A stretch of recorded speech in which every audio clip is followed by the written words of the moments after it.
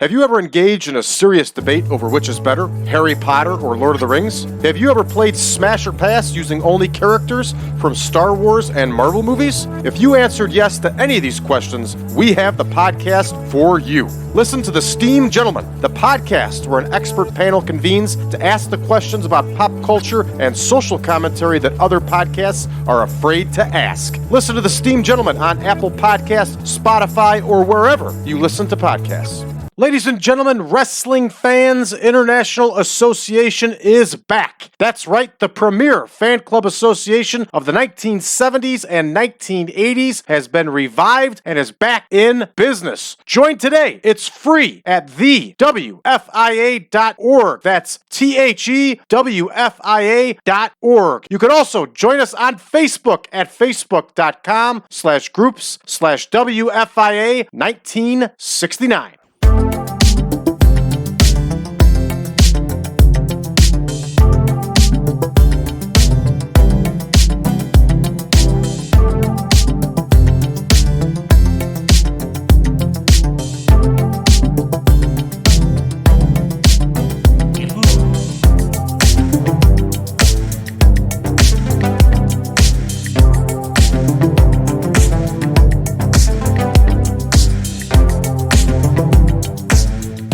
Welcome back, everybody, to the 1987 Supermod. I'm your host, Brad Drake, and this is the World Wrestling Federation. That's right. We are on day recording number 4 here. And, in the game world, this is all the same day, but we break these up for our YouTube shows. So you're not listening to something for 40 minutes or an hour straight. That wouldn't be fun. Not with these kind of shows. 20 minutes, 25 minutes, perfect time for these shows. So here we are. Let's take a look at our card for this evening. We have 2 dark matches, and we're going to see the Jumping Bomb Angels in our first dark match. We're going to see Mega Man Tom Magee. That's right, there was a Mega Man long before Kenny Omega. We are going to see Mega Man Tom Magee in action in our dark match. Moving on to the main card here, we're going to see the Islanders featured in a tag team match. Dangerous Danny Davis will have a singles match. Brutus, the Barber Beefcake, will also be in singles action. The Intercontinental Heavyweight Champion will be in action. The Honky Tonk Man, but the title will not be on the line, everybody. The WWF did not normally put titles on the line in squash matches. All right, we're going to see Rick Hunter versus Junkyard Dog in the semi-main. And in our main event, everybody, that's a big main event. We have the Can-Am Connection. That's Rick Martel and Tom Zank, and they are challenging the Hart Foundation for the World Tag Team title. Now, let's go over our promos. The Hart Foundation are going to cut a promo here. Brutus, the Barber Beefcake, will cut a promo. The Honky Tonk Man will have some promo time. Junkyard Dog will cut a promo. And Randy, the Macho Man, Randy Savage, will also cut a promo. So with that said, everybody, with all of that said, let's get to booking. So here we go. With our opener, we have Johnston and Minelli versus the Jumping Bomb Angels. Jumping Bomb Angels were a fantastic ladies tag team. Here is Angie Minelli. Here is Dawn Marie Johnston. And here are the Jumping Bomb Angels. Great tag team from Japan. And the Angels are going to get the win. We will have, I think it's Tateno is the way it's pronounced. Norio Tateno, I think. Either way, she's going to get the win. All right, so our first dark match is booked here. And now we have our second tag dark match, which is going to be Tom Magee. So we have Nelson Veilleux versus Tom Magee.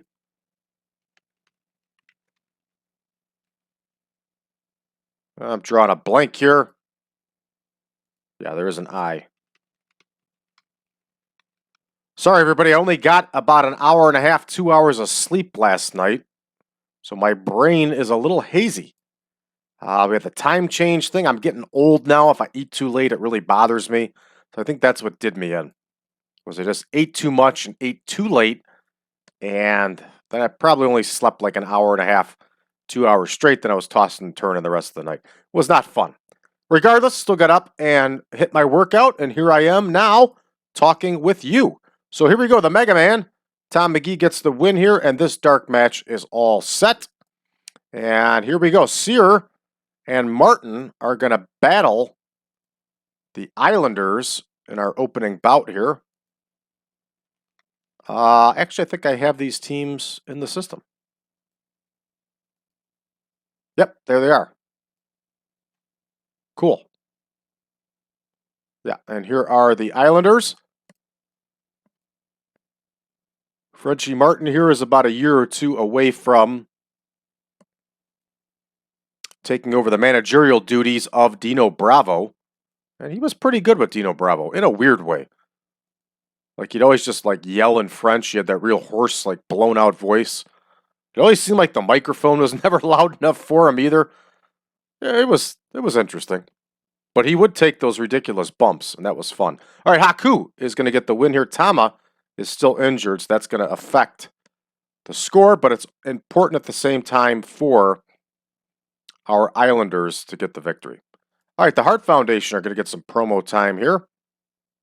And this one will be a 5-minute promo. No, yeah, this will be a 5-minute promo. The Hart Foundation cut a promo on the British Bulldogs. So here we go. Here is Bret Hart. Here's Jim the Anvil Neidhart. They should definitely get some help here from Jimmy Hart. I don't feel the need to have Jimmy Hart featured, but it's just my choice. All right, here's Craig DeGeorge, and of course they're talking about Davey Boy Smith, or Dynamite Kid, and Davey Boy Smith. And I've expressed to you many times my thoughts on the Bulldogs. I think they are one of the most fantastic tag teams of all time. Here we go. That promo is all set, and now we have Sam Cody versus Dangerous Danny Davis, who was also linked with the Hart Foundation in this time period, as you may or may not know. He was the dirty referee that then got banned for life from refereeing by President Jack Tunney, and now he is a dirty, no good heel. All right, here is Danny Davis.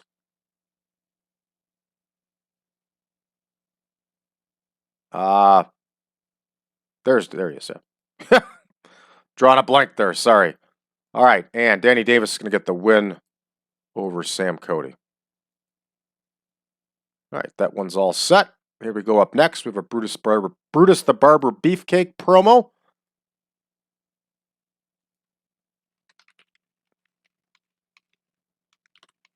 And you're reading that right. Brutus the Barber Beefcake cuts a promo on Johnny V. And here we go. Here is Brutus Beefcake. He's talking to Craig DeGeorge. And he's talking about that Johnny V.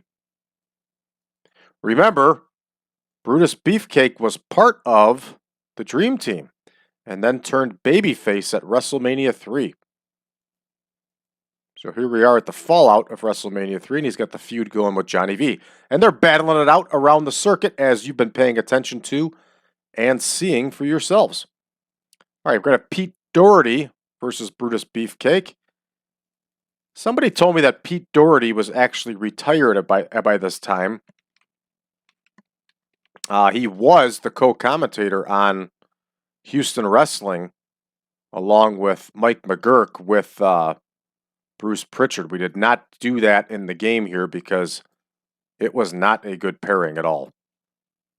Or not a good grouping, I should say. I've got some footage of Pete Doherty still doing enhancement matches into 88. So the fact that he was retired is not accurate. And of course, I forgot who Doherty is working. He's working Beefcake. Here we go. Here's Brutus the Barber Beefcake.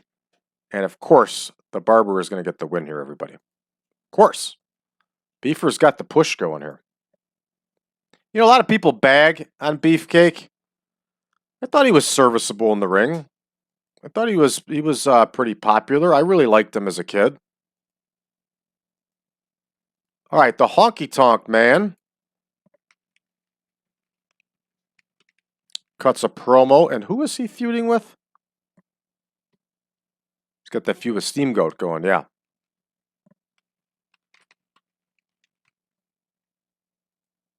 So here we go. Here is Honky. Should be a pretty good promo here. Here's Craig the George. And here is Ricky the Dragon Steamboat. Steamboat's off screen. This one is booked. Up next here we have Mitch Snow against the Honky Tonk Man in a non-title bout. WWF did not put the title on the line in squash matches. Other promotions did. Crockett did. AWA did. But not the WWF. Here is Honky Tonk Man. And if you think about it, it actually makes sense because technically you're a champion, so there's contenders that you are required to face as the champion. So if you're taking a match like this on short notice and not against a contender, why would the title be on the line? So that does make sense, and that's actually really good detail for the WWF to do that.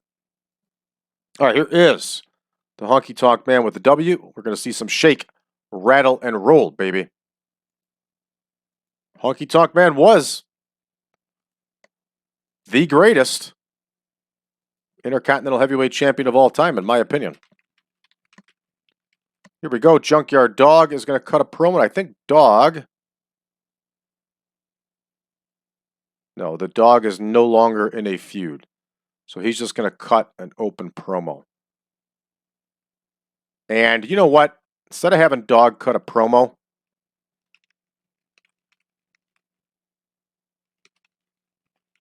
why don't we have another control center with Mean Gene Okerlund? Now, sometimes Gene Okerlund would talk to wrestlers on control centers. Why don't we have him talk to Junkyard Dog? How's that sound? We'll put both of them in entertainment. We'll see how this one does. All right, up next, we got Rick Hunter against the Junkyard Dog. They're going to go 3 minutes here, of course. And as I've said before many times, Junkyard Dog was not what he was in previous years here. But he was massively popular. The fans loved him. I think I told you in kindergarten, I went for Halloween as Junkyard Dog. It was awesome. Here we go. Junkyard Dog with the win. Rick Hunter also worked under a hood.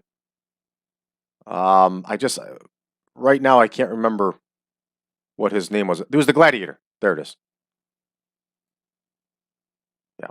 So here we go. Junkyard Dog gets the victory. This one's in the books. Up next, we have the big Macho Man Randy Savage promo. And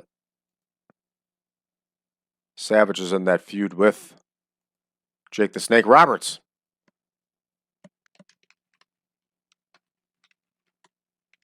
So here we go. Macho Man Randy Savage cuts a promo on Jake Roberts. Here is Randy Savage, based on entertainment, of course. Here is Craig DeGeorge. Here is Jake Roberts. Jake Roberts, of course, is going to be off screen. This one is booked. All right, now we have our big main event where the title will be on the line because this would have been advertised as such because the Can-Am Connection would be considered a contender for the tag title. So here we go. Here are the Can-Am Connection. Here are the Hart Foundation. And what do we want to do here, everybody? Why don't we have...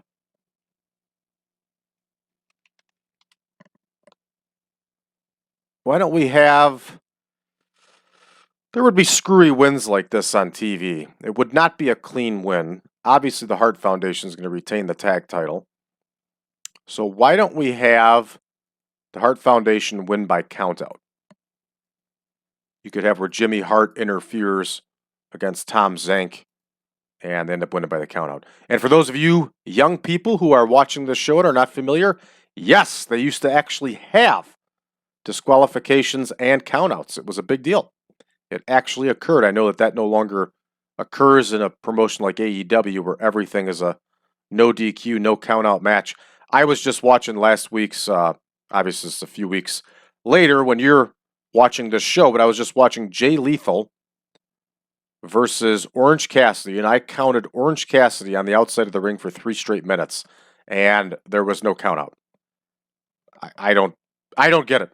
I don't know what purpose that serves. All right, so this match is all set. The Can-Ams are going to save some face here, and let's start the show.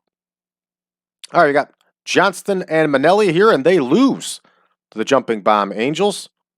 We got a lot of green here, which is good. That means the Jumping Bomb Angels are getting over. 44 and a 52 for the Angels. Good stuff. All right, up next, we have Nelson Veilleux against Tom Magee. 2 Canadians here, and Tom Magee puts that big man up in the torture rack. 44 for Magee, 32 for Veilleux. This one gets a 30 overall, and we can see that Tom Magee continues to improve. Lots of green here. Good stuff. No red text to doom. It's always a good sign. All right, Cyr and Martin against the Islanders. The Islanders get the win after Haku wins with that shoulder breaker splash. That's that double move combination that the Islanders had. They were a good team. Unfortunately, we get some red text here because Tama went through some abuse with that injury he's got. Lots of green here. Green equals money. The Islanders, of course, have just recently turned heel and aligned themselves with Bobby the Brain Heenan. All right, up next here, we have a good deal. We have a Hart Foundation promo, gets a 78. Good stuff. Lots of green here. Lots of green indeed. Up next, Sam Cody and Dangerous Danny Davis. And Danny Davis gets the win with that top rope butt drop. I don't know what else you would call it. He would come off the top rope and sit on their chest. I call it the top rope butt drop. Maybe it was called something else. 28 overall. I can remember, it's a funny story. I can remember being a kid. Danny Davis wore those striped tights with striped trunks over the tights because you actually wore tights over trunks back then because that way your tights wouldn't sink. Or wouldn't, it wouldn't sink on you. They wouldn't come down. Everything would stay tight and in place and look professional. Unlike people like Wheeler Yuta, who desperately need to wear trunks over their tights to prevent that. Anyway, going back to Danny Davis, I thought he was a barber because it reminded me of the spinning barber pole when I was a kid. Yeah, I was like 4 or 5 years old. This is what my brain was thinking. So I remember hearing like barber and thinking, instead of Brutus Beefcake, they were talking about Danny Davis. Boy, was I wrong. But that's the way I thought when I was a young boy. All right, here we go. Brutus Beefcake cuts a promo on Johnny V and gets a 70. Good stuff. So we're seeing improvement here at popularity increases for Beefer. Doherty against Beefcake. Beefcake gets the win with that sleeper hold. You know he cut his hair after the match. You know it. 67 overall for this one. Up next, hey, there we go. Solid interview here by the Honky Tonk Man. 84, lots of green. Green equals money. I'm telling you, Jimmy Hart is all over this show here. He's out there with the Hart Foundation for their promo. Now he's here with the Honky Tonk Band for this promo. He's going to have the main event. Jimmy Hart is a man of action. All right, up next here, this is a great score for an enhancement match. Honky gets the win with that shake, rattle, and roll. 70 overall. Lots of green. Green equals money, everybody. Up next here, we have Event Center or Control Center with Gene Okerlund and Junkyard Dog. We get a 76. Good stuff. I like it. Up next here, Rick Hunter against Junkyard Dog, and Junkyard Dog gets the win with that thump. 70 overall. Look at that.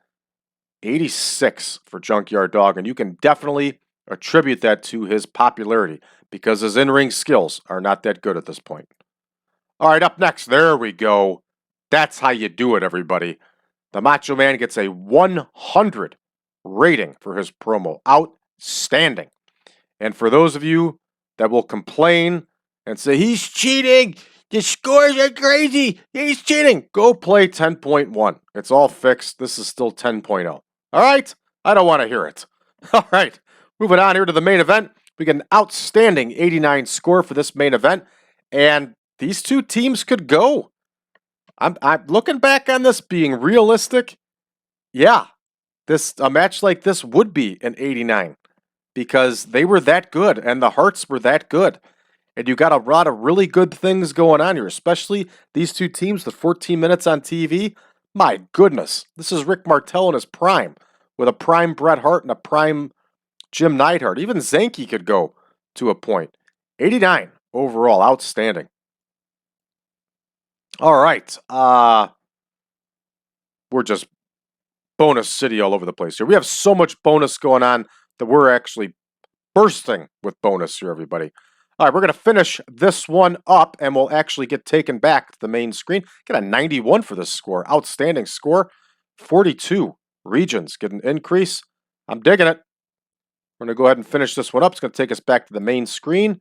We are going to adjust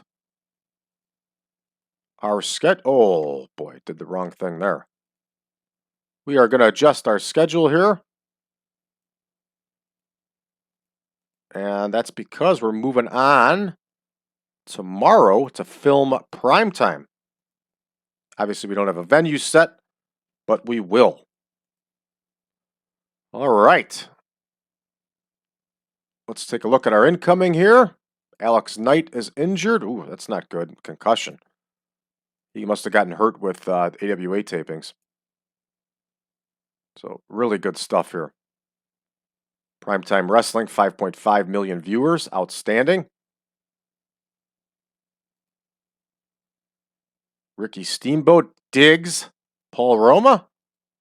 Cool. Paul Roma could use all the friends he can get because everybody else thought he was kind of a jerk. All right, Penny Mitchell and Liz Chase. They're going to be Technically Flawless is going to be their name. That's actually not a bad name for a women's tag team. Of course, the AWA in 1987 was not going to name a women's tag team that, and that's just a fact. All right, New Japan. Summer Fight Series here. Maeda and Takada against Muto and Vader. But this is a serious card. Look at these names. Man, did they have the talent back then. Wow. Daryl Peterson, of course, is DJ Peterson. Pegasus Kid, of course, is Chris Benoit. What a team. Not what a team, but what a card. All right. World Class at a Will Rogers show. Skip Young and Tony Atlas over the Barbarian and El Madril. They are the reigning World Class World Tag Team Champions. Good for them. Lots of tag matches here. It's probably set up as a tour. All right, anything else that catches our eye here? Joe Pedicino's Superstars of Wrestling. Not a very good card. Not terrible at the same time.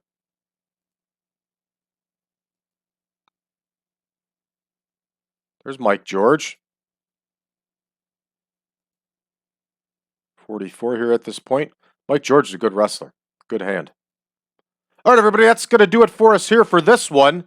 For those of you looking for version 10.1 of the Supermod, head on over to patreon.com/PowerCast Network.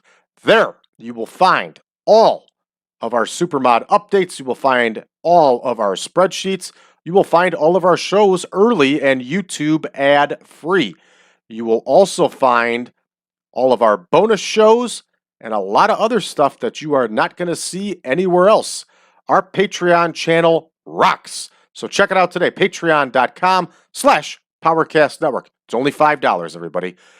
If you want to play version 9 of the Supermod, you can go ahead and download that from braddrake.net. Don't forget, we're also on social media, facebook.com/group/1987Supermod. You can also find us over on Reddit under the subreddit of TEW 2020 Friends. Don't forget, we're also on Discord. And you can find us under 1987 Supermod. Last but not least, everybody, I'm going to take a second to talk to you about the WFIA. That is Wrestling Fans International Association. That's the WFIA.org. That's THEWFIA.org. Wrestling fans are uniting once again, and WFIA was one of the greatest fan clubs in the world for around 20 years, from the 1960s all the way until the late 1980s. We've brought it back, and it's doing good things, and we want you to be a part of it today. Join the WFI. Join it today. It's free, everybody. It is 100% free. For all of you that are new to our channel, please make sure that you hit that subscribe button Leave us a message below. Let us know you found the channel, what you think of us so far. Thank you for tuning in, everybody. We'll see you tomorrow.